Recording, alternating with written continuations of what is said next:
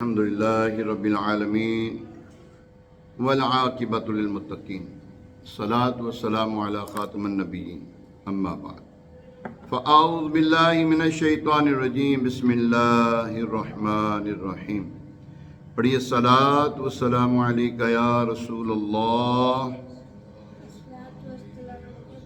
وعلى آلك وأصحابك يا حبيب الله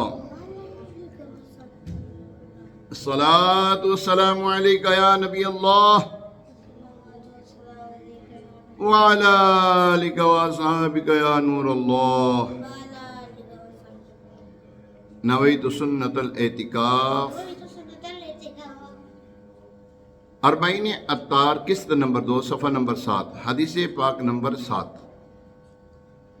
فرمایا میں نے پچھلی رات عجیب واقعہ دیکھا۔ میرا ایک امتی پل صراط پر کبھی گھسٹ کر اور کبھی گھٹنوں کے بل چل رہا تھا۔ اتنے میں وہ درود آیا جو اس نے مجھ پر بھیجا تھا۔ درود پاک نے اس کا ہاتھ پکڑ کر اسے پل صراط پر کھڑا کر دیا، یہاں تک کہ اس نے پل صراط پار کر لیا۔ پڑھتی درودیں دوڑیں گی حوریں، لاشا جو لے گا نام محمد، روز قیامت میدان و پل پر دے گا سہارا نام محمد۔ بیڑا تباہی میں آ گیا ہے، دے دے سہارا نام محمد صلی اللہ علیہ وسلم۔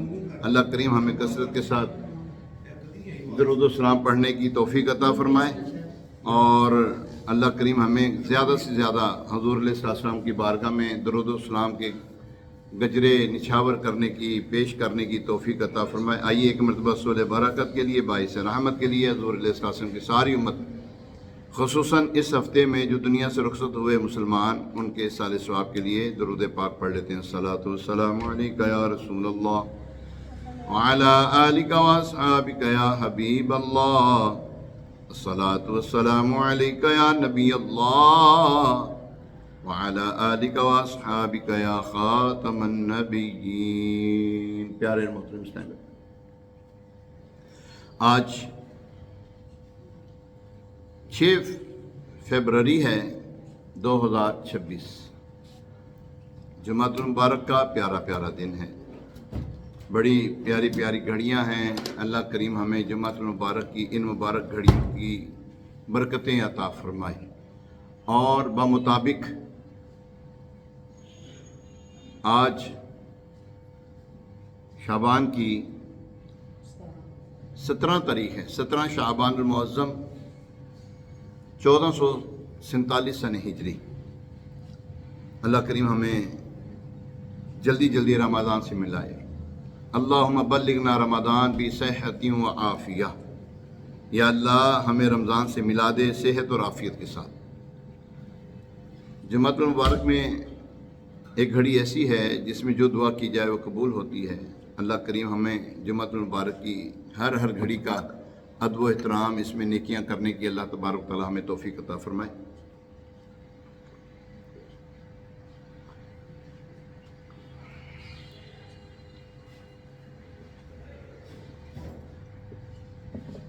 الحمدللہ۔ اللہ تبارک تعالی قرآن پاک میں ارشاد فرماتا ہے، بسم اللہ الرحمن الرحیم، اذ حبتم طیباتکم فی حیاتکم الدنیا واستمتعتم بہا فالیوم تجزون عذاب الہون بما کنتم تستکبرون فی الارض بغیر الحق وبما کنتم تفسقون۔ پارہ 26 سورہ احقاف آیت نمبر 20۔ اللہ کریم قرآن پاک میں ارشاد فرماتا ہے، ترجمہ کنز العرفان شریف، تم اپنے حصے کی چیزیں اپنی دنیا ہی کی زندگی میں فنا کر چکے اور ان سے فائدہ اٹھا چکے، تو آج تمہیں ذلت کے عذاب کا بدلہ دیا جائے گا، کیونکہ تم زمین میں ناحق تکبر کرتے تھے اور اس لیے کہ تم نافرمانی کرتے تھے۔ پیارے محترم صاحب، پارہ 26 سورہ احقاف کی آیت نمبر 20 کا کچھ حصہ سننے کی ہم نے سعادت حاصل کی ہے۔ اس آیت کریمہ میں بات غیر مسلموں کی ہو رہی ہے کہ غیر مسلم روز قیامت جب اللہ پاک کی جناب میں پہنچیں گے رسوائی ان کا مقدر ہوگی، رحمت سے محروم، جہنم کے حقدار ہوں گے، تب ان سے کہا جائے گا اذهبتم طیباتکم فی حیات الدنیا، تم اپنے حصے کی پاکیزہ چیزیں اپنی دنیا ہی کی زندگی میں فنا کر چکے اور ان سے فائدہ اٹھا چکے، تو آج تمہیں ذلت کے عذاب کا بدلہ دیا جائے گا، کیونکہ تم زمین میں ناحق تکبر کرتے تھے اور اس لیے کہ تم نافرمانی کرتے تھے۔ اول تو غیر مسلموں کو روز قیامت ذلت کا عذاب ہوگا، مزید اس مقام پر ان کی آخرت میں ناکامی اور عذاب میں گرفتار ہونے کے 3 اسباب بیان کیے گئے۔ نمبر 1 تکبر، یہ کہ غیر مسلم حق کے مقابلے میں تکبر کرتے تھے۔ نمبر 2 اللہ پاک کی نافرمانی کے ایمان قبول نہ کیا۔ نمبر 3 لذتوں میں مشغول ہو کر سب نعمتیں دنیا ہی میں ختم کر لینا، آخرت کے لیے کچھ نہ بچانا۔ اس آیت مبارکہ میں اللہ پاک نے دنیاوی لذتوں اور عیش و عشرت کو اختیار کرنے پر غیر مسلموں کی مذمت اور انہیں ملامت فرمائی ہے۔ اس لیے رسول کریم صلی اللہ علیہ وسلم، آپ علیہ السلام کے صحابہ کرام علیہ رضوان اور امت کے دیگر نیک لوگ دنیا کے عیش و عشرت اور اس کی لذتوں سے کنارہ کش رہتے تھے اور زہد و تقوی والی زندگی گزارنے کو ترجیح دیتے تھے تاکہ آخرت میں ان کا ثواب زیادہ ہو۔ حضرت جابر بن عبداللہ رضی اللہ تعالیٰ عنہ صحابی رسول ہیں۔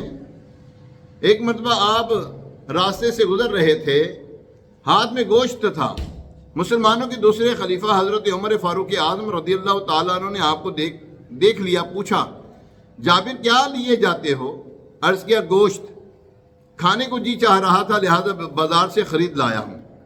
حضرت عمر رضی اللہ تعالیٰ عنہ نے فرمایا تمہیں جب کسی چیز کی خواہش ہو تو خرید لیتے ہو؟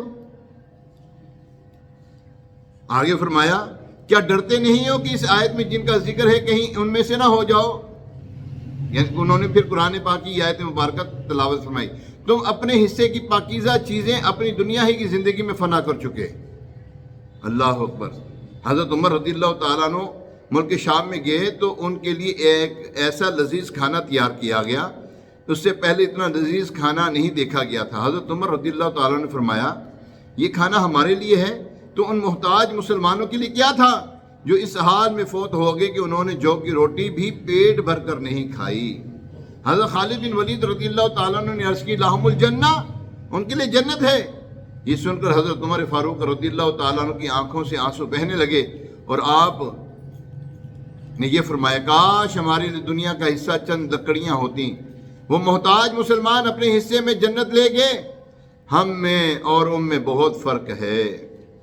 پیارے محترم اسلام، یاد رہے کہ دنیا کی حلال چیزوں سے لذت اٹھانا گناہ نہیں ہے بلکہ جائز ہے۔ اللہ اکبر۔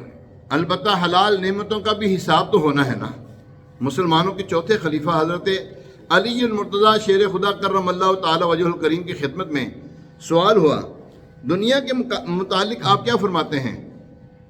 آپ نے ارشاد فرمایا حلالھا حساب و حرامھا عذاب، یعنی دنیا کی حرام چیزوں پر عذاب ہے اور حلال نعمتوں کا روز قیامت حساب ہوگا۔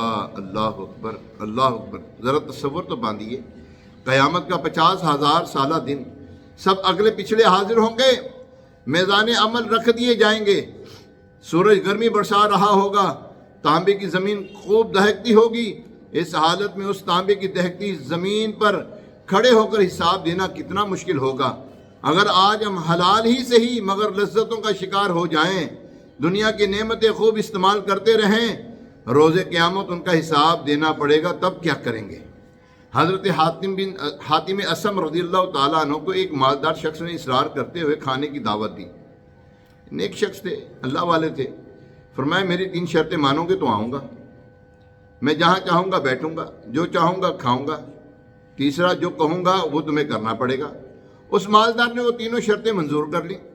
اللہ کے نیک بندے کی زیارت کے لیے کافی لوگ جمع ہو گئے۔ مقررہ وقت پر حضرت حاتم اسم رحمۃ اللہ تعالیٰ علیہ بھی تشریف لے آئے اور جہاں لوگوں کے جوتے پڑے تھے وہیں بیٹھ گئے۔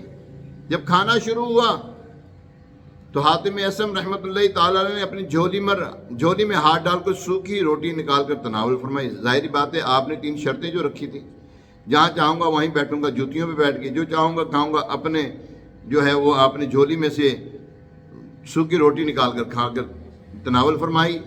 جب دعوت کا اختتام ہوا تو میزبان سے فرمایا چولہا لاؤ اور اس پر توا رکھو۔ حکم کی تعمیل ہوئی۔ جب توا آگ پر رکھا گیا تپش سے انگاری کی طرح سرخ ہو گیا تو آپ رحمۃ اللہ تعالی علیہ اس پر ننگے پاؤں کھڑے ہو گئے اور فرمایا میں نے آج کے کھانے میں سوکھی روٹی کھائی ہے۔ یہ فرما کر توے سے نیچے اتر آئے اور حاضرین سے فرمایا اب آپ حضرات بھی باری باری اس توے پہ کھڑے ہو کر جو ابھی کھایا ہے اس کا حساب دیجئے۔ یہ سن کر لوگوں کی چیخیں نکل گئیں، بیک زبان بول اٹھے یا سیدی ہم میں اس کی طاقت نہیں، کہاں یہ گرم گرم توا اور کہاں ہمارے نرم نرم قدم، ہم تو گناہ گار دنیا دار لوگ ہیں۔ آپ نے فرمایا جب اس دنیاوی گرم توے پر کھڑے ہو کر صرف آج کے ایک وقت کے کھانے کی نعمت کا حساب نہیں دے سکتے تو کل بروز قیامت آپ حضرات کی زندگی بھر کی نعمتوں کا حساب کس طرح دیں گے؟ آپ حضرات زندگی بھر کی نعمتوں کا حساب کس طرح دیں گے؟ پھر آپ نے پارہ 30 کی آخری آیت کی تلاوت فرمائی، بسم اللہ الرحمن الرحیم، ثم لتسألن یومئذ عن النعیم، پھر بے شک ضرور اس دن تم سے نعمتوں کے متعلق پوچھا جائے گا۔ اللہ اکبر۔ یہ رکت انگیز ارشاد سن کر لوگ دھاڑے مار مار کر رونے لگے اور گناہوں سے توبہ توبہ پکارنے لگے۔ صدقہ پیارے کی حیا کا کہ نہ لے مجھے سے حساب، صدقہ پیارے کی حیا کا کہ نہ لے مجھے سے حساب، بخش بے پوچھے لجائے کو لجانا کیا ہے، بخش بے پوچھے لجائے کو لجانا کیا ہے۔ یعنی اے مالک کریم اپنے پیارے حبیب صلی اللہ علیہ وسلم کی حیا کے صدقے مجھ سے حساب نہ لینا، بغیر پوچھ گچھ کے میری بخشش فرما دے۔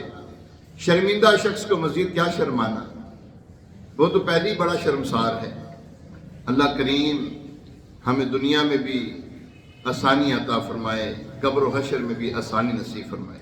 پیارے محترم صاحب، افسوس کی بات یہ ہے کہ آج ہم دنیا پرستی میں کچھ زیادہ ہی آگے نکل گئے ہیں۔ اللہ پاک نے غیر مسلموں کا وصف بیان کیا تھا، کیا تم اپنے حصے کی پاک چیزیں اپنی دنیا ہی کی زندگی میں فنا کر چکے اور ان سے فائدہ اٹھا چکے۔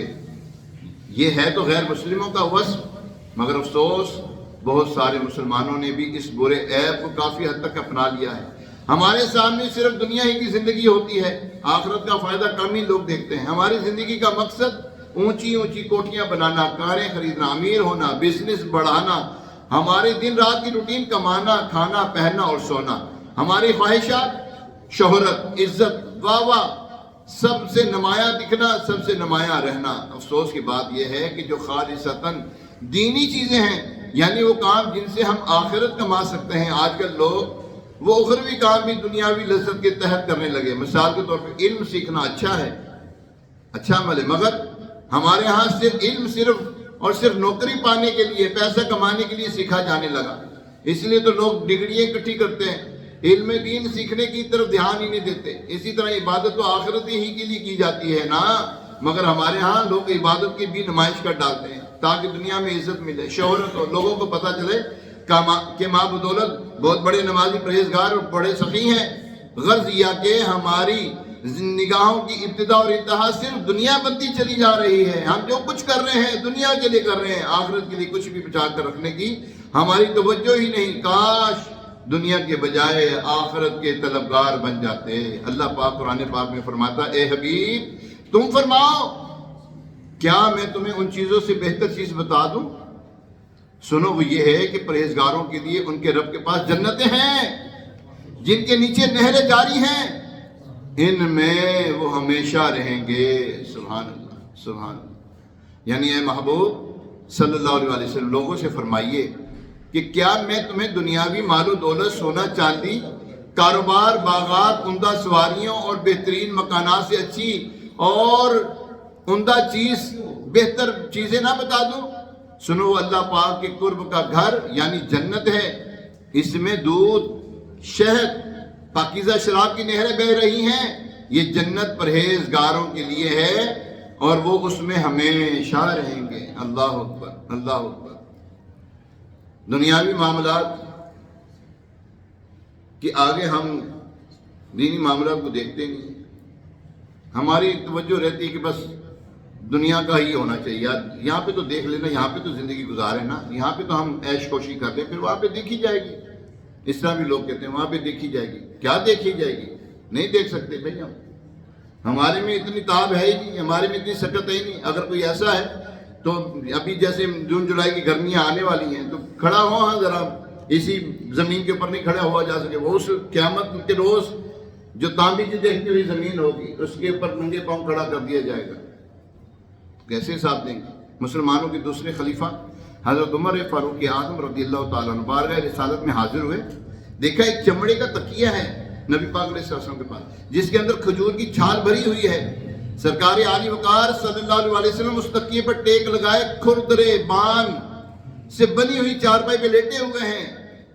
مالک کونین ہے، مالک کونین ہے، اور ہاتھ اللہ اکبر، چارپائی پہ کوئی بستر بھی نہیں، کپڑا بھی نہیں تھا۔ جب سرکار دو عالم صلی اللہ علیہ وسلم چارپائی سے کھڑے ہوئے تو آپ کے جسم اقدس پر بان کے نشان پڑے ہوئے تھے۔ اللہ اکبر۔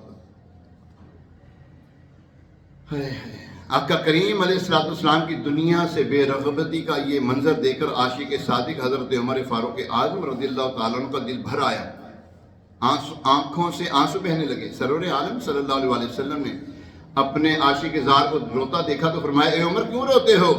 عرض کی، یا رسول اللہ صلی اللہ علیہ وسلم، خدا کی قسم میں جانتا ہوں کہ آپ اللہ پاک کے رسول ہیں، بارگاہ رب العزت میں آپ کا بڑا مقام ہے، آپ کیسر و کسرا، روم اور ایران کے بادشاہوں سے بہت زیادہ عزت والے ہیں۔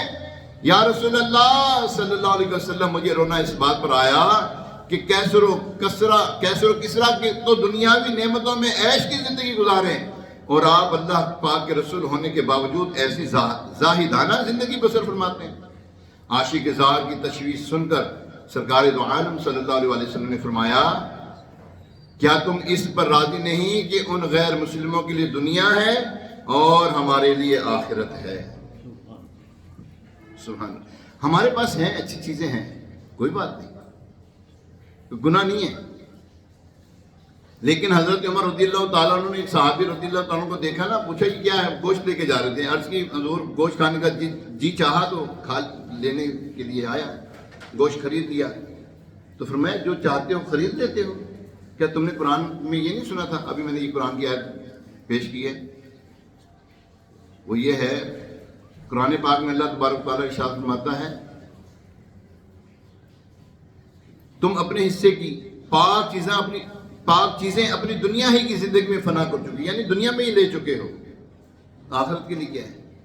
یاد رکھیں، دنیا میں جو نعمت مل رہی ہے آخرت میں کم ہوتی جا رہی ہے۔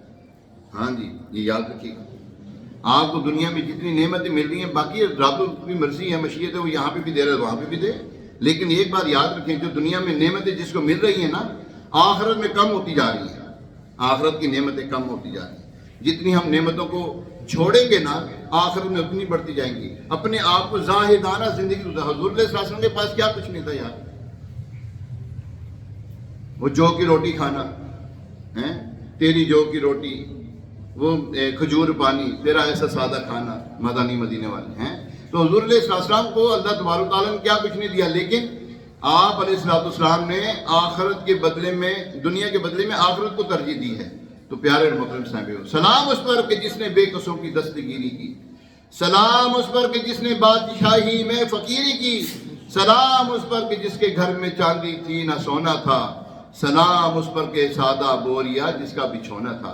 حضور علیہ السلام پہ کبھی زکوٰۃ فرض نہیں ہوئی، مال ہی نہیں کبھی اتنا رکھا، کبھی سونا اکٹھا ہی نہیں کیا، کبھی چاندی اکٹھی نہیں کی، کبھی مال اکٹھا نہیں کیا، درہم دینار اکٹھے نہیں کیا آپ نے. جو آتا دے دیتے تھے، جو آتا دے دیتے، جو آتا دے دیتے. یہ حضور علیہ السلام کی سادہ زندگی. تو ہمیں بھی چاہیے ہم اپنی زندگی میں ایسا جو ہے نا وہ طریقہ اختیار کریں. اچھا، اپنے ذاتی مکان ہونے کے اوپر زکوٰۃ نہیں ہوتی، یہ یاد رکھیے گا. ذاتی مکان ہے اس کے اوپر کوئی زکوٰۃ نہیں ہے، اپنی ذاتی دکان ہے اس کے اوپر زکوٰۃ کوئی نہیں ہے. ہاں مال ہے اس کے اوپر زکوٰۃ ہے، ٹھیک ہے نا، مال کے اوپر زکوٰۃ ہوتی ہے. اچھا، اسی طرح گاڑی ہے اس کے اوپر زکوٰۃ کوئی نہیں ہے، ٹھیک ہے نا. میں اس لیے میں آپ کو عرض کر رہا ہوں کہ یہ چیزیں ہیں لیکن زکوٰۃ فرض نہیں ہوتی اس کے اوپر. اچھا، زکوٰۃ کس کے اوپر فرض ہوتی ہے؟ مثال کے طور پہ میرے پاس 1,00,000 روپیہ، 1,00,000 روپیہ میرے پاس موجود ہے، یا جو کیا نام ہے صاحب نصاب ہے نا، صاحب نصاب اس وقت جو ہے 7.5 تولے سونا ایک ڈیمانڈ کی جاتی ہے، 7.5 تولے سونا یا 52.5 تولے چاندی. آج کل چاندی کا کیا ریٹ ہوگا اس سال؟ 12,500 روپیہ. اب اس کو آپ ملٹیپلائی کر دیں، کیا نام ہے 52,500، 6.5 لاکھ روپے جس کے پاس ہے نا، اور سال گزر گیا اس کے اوپر زکوٰۃ ہے 6.5 لاکھ روپیہ. یہ کم از کم یہ ہے، وہ کہنا 7.5 تولے سونا ہے، ٹھیک ہے نا، یا اتنی قدر کے پیسے ہوں چاندی، یا اتنی قدر کے پیسے ہوں تو اس کے اوپر زکوٰۃ ہے. اب جس بندے کے پاس سارا سال اتنے پیسے رہتے نہیں، مثال کے طور پہ آپ کے پاس آگے تو 5-6 لاکھ روپیہ آ گیا، ٹھیک ہے نا، 5-6 لاکھ روپیہ آ گیا، جو حاجی صاحب فرما رہے 6.5 لاکھ روپیہ، 6.5 لاکھ یہ 7 لاکھ روپیہ آ گیا، 7 لاکھ روپیہ آ گیا جس کے پاس. سال گزر گیا پھر زکوٰۃ ہے. سال گزرنے سے پہلے آپ نے 10 مہینے کے اندر پورے کر دیے، وہ پیسے دے دیے، غریبوں میں تقسیم کر دیا، اپنی ضرورت کے معاملات میں لے آئے، اس کے اوپر زکوٰۃ ہی نہیں، ٹھیک ہے. گھر میں چیزیں ہیں جو ایکسٹرا ہے نا، ایکسٹرا جو ہوتی ہیں اس کے اوپر زکوٰۃ ہے. آپ کے پاس مثال کے طور پہ کتنے سوٹ ہونے چاہیے ہمارے پاس جتنے ہم پہن سکتے ہیں؟ مثال کے طور پہ 3-4 سوٹ ہوں گرمیوں کے، 3-4 سوٹ ہوں سردیوں کے، ٹھیک ہے نا. اس سے زائد جو ہیں اس کے اوپر زکوٰۃ ہے. برتن ہیں ہمارے استعمال میں ہے ہی نہیں، سارا سال وہ شوکیس کی زینت بنے رہتے ہیں، سارا سال استعمال نہیں، اس کے اوپر زکوٰۃ ہے. سارا سال استعمال نہیں کیا اس کے اوپر زکوٰۃ ہے، ٹھیک ہے. تو یہ چیزیں ایسی ہیں جو ایکسٹرا ہے نا، جو ضروریات زندگی سے زیادہ ہیں. ایک گاڑی ہے، دوسری گاڑی فضول کھڑی ہوئی ہے، سال ہو گیا ہم نے استعمال ہی نہیں کی، مثال دے رہا ہوں، اس کے اوپر زکوٰۃ ہے. وہ کہنا جو ایک گاڑی آپ نے رکھی ہے اس کے اوپر زکوٰۃ کوئی نہیں. تو یاد رکھیں ہم نے اپنی زندگی کو سادہ رکھنا ہے. جتنا سادہ رہیں گے اللہ تبارک تعالیٰ کی بارگاہ میں اتنا ہی دل جو ہے نا رقیق ہوگا، نرم ہوگا. جس کے پاس مانو دوڑو میں شیٹھ میں جناب یہ وہ اس کے اندر پھر اکڑ ہوتی ہے. ہاں اللہ پاک جس کو پیسے دے، مال و اسباب بھی دے اور عاجزی بھی ہو تو کیا بات ہے یار. عبد الرحمن بن عوف رضی اللہ تعالیٰ عنہ صحابی ہیں، بڑے بڑے مالدار صحابی، عاجزی کا عالم دیکھیں، حضور علیہ السلام کے صحابی ہیں، ٹھیک ہے نا. تو یہی بات یہ ہے کہ اپنی زندگی کو سادہ رکھیں. حضور علیہ السلام کی عادت مبارکہ تھی کہ سفر کی ابتدا بھی بی بی فاطمہ زہرا رضی اللہ تعالیٰ عنہ کے گھر مبارک سے کرتے، اور واپسی پر سب سے پہلے آپ اپنی شہزادی کے گھر میں تشریف لاتے. ایک مرتبہ پیارے آقا علیہ السلام سفر سے واپسی تشریف لائے تو حضرت فاطمہ زہرا رضی اللہ تعالیٰ عنہ کے گھر پہنچے، دیکھا دروازے پر نقش و نگار والا خوبصورت پردہ لٹکا ہوا ہے، اور حسنین کریمین رضوان اللہ تعالیٰ علی مجمعین کے ہاتھ میں سونے کی بنی ہوئی کوئی چیز تھی. یہ دیکھ کر آپ علیہ السلام ان سے ملے بغیر چلے گئے. یہ دیکھ کر آپ ان سے ملے بغیر ہی چلے گئے. بی بی فاطمہ رضی اللہ تعالیٰ عنہ کو جب اندازہ ہو گیا تو آپ نے فوراً وہ پردہ اتارا، حسنین کریمین رضوان اللہ تعالیٰ علی اجمعین سے وہ چاندی کی چیزیں لے کر بارگاہ رسالت میں بھیج دی. اب حسنین کریمین رضی اللہ تعالیٰ عنہما ننھے شہزادے تھے، چھوٹی عمر کے تھے، ان سے وہ چیزیں دی گئیں تو دونوں رونے لگے. روتے روتے ہی بارگاہ رسالت میں حاضر ہوئے. آپ علیہ السلام نے ایک صحابی کو چاندی عطا فرمائی اور فرمایا اسے بیچ دو، اس کے بدلے فاطمہ کے لیے لکڑی کا بنا ہوا ہار لے آؤ، بے شک یہ میرے اہل بیت ہیں، مجھے یہ پسند نہیں کہ اپنی نعمتیں دنیا میں استعمال کر لیں. اپنی آخرت کی جو نعمتیں ہیں وہ دنیا میں ہی استعمال کر لیں. کائنات کا سب سے عظیم گھرانہ، کائنات کا سب سے عظیم گھرانہ، اللہ اکبر. اور شان عاجزی اور سادگی دیکھیں کیسی ہے، کیا شان ہے آقا علیہ السلام کی. ہمارے ہاں بچوں کو موبائل تھمائے جاتے ہیں، بچے اس میں جو چاہیں دیکھیں، بچپن ہی میں ان کے ذہن خراب ہوں. سوچیں الٹ پلٹ ہو جاتی ہیں بچوں کی سوچیں، کوئی پرواہ نہیں ہوتی. اگر کہا جائے کہ بھائی بچوں کو موبائل نہ دیا کرو تو جواب ملتا کیا کرے، بچے روتے بہت ہیں. بھائی دیتے کیوں ہو، روئیں گے تو نا.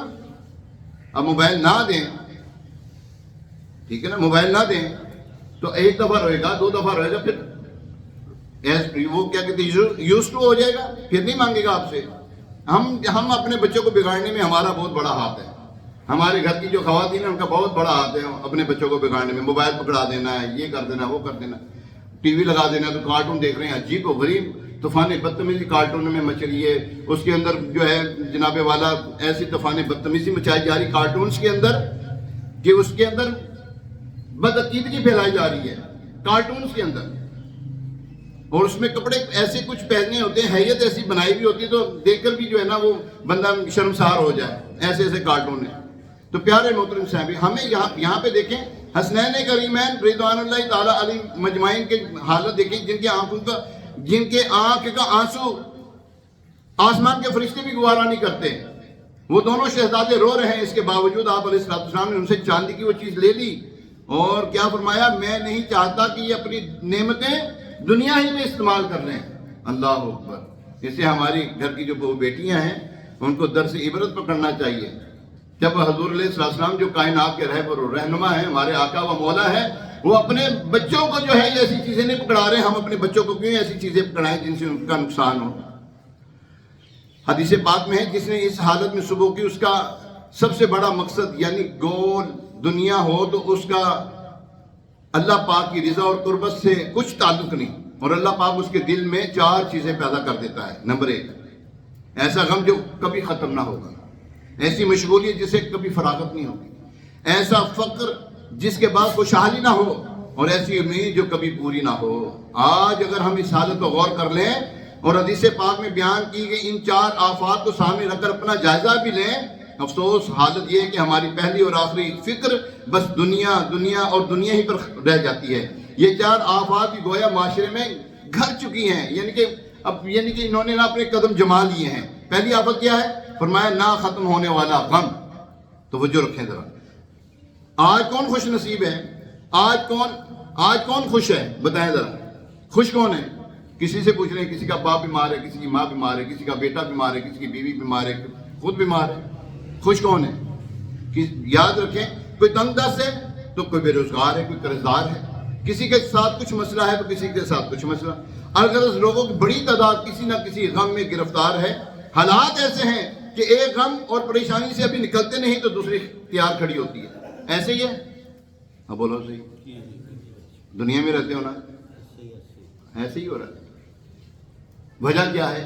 ہم نے اپنی شروع اور آخر جو ہے نا، صبح اٹھتے ہیں اور سوتنے تک ہم نے دنیا کو جو ہے نا اوڑھنا بچھونا بنایا ہے. ہمارے ساتھ یہ 4 آفات چمٹی ہوئی ہیں. دوسری،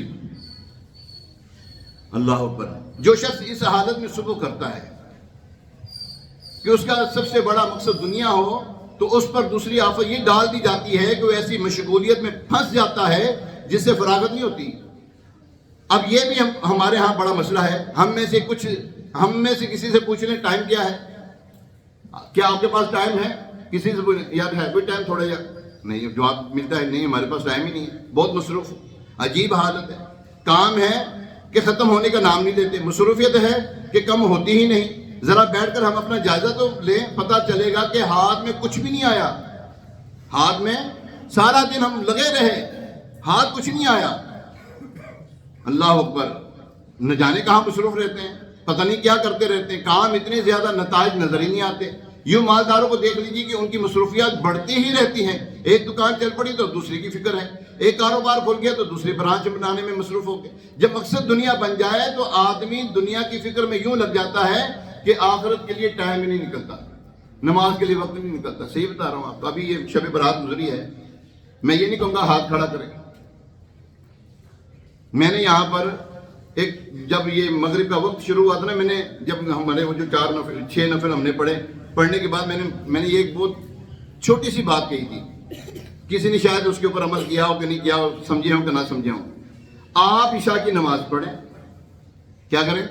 عشاء کی نماز پڑھیں اور سو جائیں سکون سے، لمبی تان کے سو جائیں. فجر میں اٹھیں نماز ادا کریں. آپ نے عشاء کی نماز پڑھی, فجر کی نماز پڑھی, ساری رات سوتے رہے, آپ ساری رات سوتے رہے, کیا کرتے رہے؟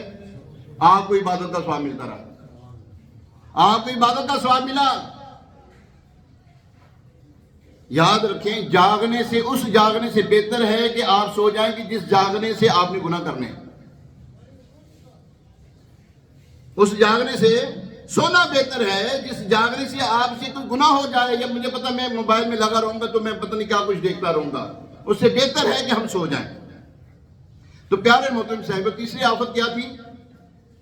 اللہ اکبر. اور تیسری آفت یہ ہے, وہ جو شخص اس حال میں صبح کرتا ہے کہ اس کا سب سے بڑا مقصد دنیا ہوتا ہے, تو اس پر تیسری آفت یہ ڈال دی جاتی ہے کہ وہ ایسی مفلسی میں پڑ جاتا ہے, کبھی مالدار نہیں ہوتا. ایسی مفلسی میں, دنیا اگر اس کا مقصد ہے, گول اس کا مقصد, اس کا جو ٹارگٹ ہے نا وہ دنیا ہے, یہ اس کے لیے ہے. شاید آپ سوچیں گے کہ معاشرے میں کئی ایسے افراد ہیں جنہیں صبح و شام مال کمانے کی فکر ہوتی ہے, لیکن اس کے باوجود مفلس نہیں بلکہ مالدار ہوتے ہیں. تو یاد رکھیے, اصل مالداری یہ نہیں کہ جس کے پاس مال و دولت کی کثرت ہے, بلکہ اصل مالداری یہ ہے کہ بندہ دینی طور پر مالدار ہو اور عبادت گزار بھی ہو. امام شیخ سعدی رحمۃ اللہ تعالیٰ علیہ بڑی پیاری بات فرماتے ہیں, توانگری یعنی مالدار ہونا دل سے ہے نہ کہ مال و دولت سے, بزرگی عقل سے ہے نہ کہ عمر کے لحاظ سے. یاد رکھیں پیارے محترم صاحب, بعض اوقات مالدار ہونے کے باوجود مفلس ہوتے ہیں. مال بڑا کچھ ہے, خرچ کرنے کو دل ہی نہیں کرتا, ظاہری بات ہے. اب یاد رکھیں, یہ جو ہم پیسہ کما رہے ہیں, کوئی ہم اپنی چلاکی سے نہیں کما رہے. کوئی بندہ کہ میں بڑا چلاک, میں بڑا زیرک ہوں تو میں پیسے کما رہا ہوں, نہیں. زیادہ مال بھی جو ہے وبال بن جاتا ہے, جتنا مال زیادہ اتنا وبال زیادہ. تو پیارے محترم صاحب یاد رکھیں, دنیاوی مصروفیت کی وجہ سے دین کے لیے وقت نہیں نکال پاتا نا وہ بندہ, دنیاوی طور کے اوپر مال اس کے لیے وبال بن جاتا ہے. ہاں مال ہے, نیکی کا کام کرتا ہے, مال ہے, غریبوں کی مدد کرتا ہے, مال ہے, اپنے غریب رشتہ داروں کی مدد کرتا ہے, مال ہے, غریب بچیوں کی شادی کروا دیتا ہے, مال ہے, حج پہ جا رہا ہے, مال ہے, عمرے پہ جا رہا ہے, ٹھیک ہے, اچھی بات ہے. اگر مال ہے, کچھ بھی نہیں کر رہا, نہ حج پہ جا رہا, نہ عمرے پہ جا رہا, نہ غریبوں کی مدد کر رہا, نہ کچھ بھی نہیں کر رہا, وبال ہے اس کے لیے وہ مال. چوتھی آفت, جو شخص اس حال میں صبح کرتا ہے کہ اس کا بڑا مقصد, سب سے بڑا مقصد دنیا ہو, تو اس پہ چوتھی آفت یہ ڈال دی جاتی ہے, وہ ایسی امید میں پھنس جاتا ہے جو کبھی پوری نہیں ہوتی. لمبی امیدیں, طول عمل, عین والا نہیں الف والا عمل, لمبی امید, آج میں یہ بھی کر لوں گا, میں یہ بھی کر لوں گا. دنیا کو اپنا مقصد حیات بنانے کی آفات ہے. اللہ کریم قرآن پاک میں فرماتا ہے, جو آخرت کی کھیتی چاہتا ہے تو ہم اس کے لیے اس کی کھیتی میں اضافہ کر دیتے ہیں, اور جو دنیا کی کھیتی چاہتا ہے تو ہم اسے اس میں سے کچھ دے دیتے ہیں, اور آخرت میں اس کا کچھ حصہ نہیں. تو پیارے محترم صاحب, ہمیں چاہیے دنیاوی فکریں چھوڑیں, نماز کی پابندی کریں, قرآن کی پابندی کریں, نیکی دینے کی, نیکی کی دعوت دینے کی. نیکی کی دعوت کس طرح دینی ہے آپ نے؟ نماز پڑھنا کیا ہے؟ آخری بات, ٹائم ہو گیا میرا. نماز پڑھنا کیا ہے؟ گناہ کا کام ہے کہ نیکی کا؟ کہیں نا لوگوں کو, کہیں آؤ یار نماز پڑھیں, آؤ نماز پڑھیں, آؤ نماز پڑھیں. قرآن پڑھنا کیا ہے؟